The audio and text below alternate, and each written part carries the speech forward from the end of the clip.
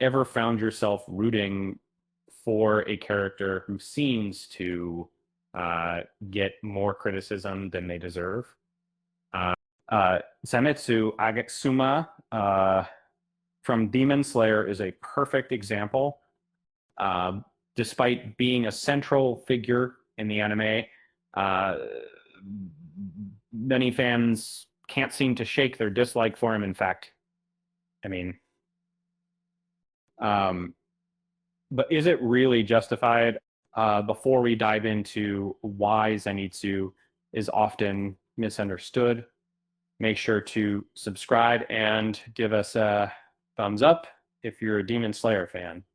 Um, let's talk about Zenitsu and why he's not as bad as some might think. Um, from the moment Zenitsu was introduced, he was labeled as the cowardly, annoying character who would rather run than fight. Um, while it's true that he often reacts out of fear, there's more to him than meets the eye.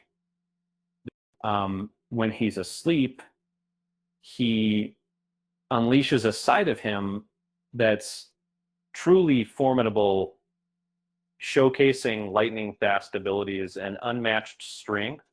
It's this other side that makes him one of the most powerful characters in Demon Slayer. But despite his abilities, Zenitsu's constant panicking and loud reactions often make him the target of frustration. His interactions, especially with Nezuko, haven't helped his reputation. So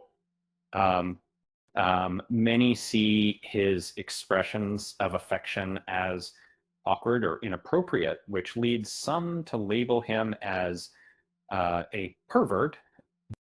However, that couldn't be further from the truth. Zenitsu does make some uncomfortable advances towards women, often declaring his love or, even proposing marriage out of the blue. But that doesn't make him a bad character. His awkwardness stems from his inexperience and deep desire for acceptance, not from any malicious intent. He's shown time and time again that he respects boundaries, making his supposed perversion more about miscommunication than anything else. And the problem with Zenitsu,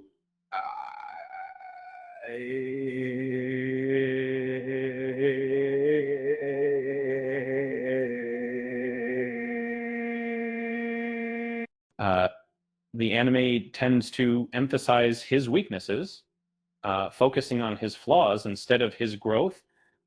If you've only watched the anime, you might have missed how far he's come since the beginning of the series. His development has been slower compared to others, but that doesn't mean it's not there.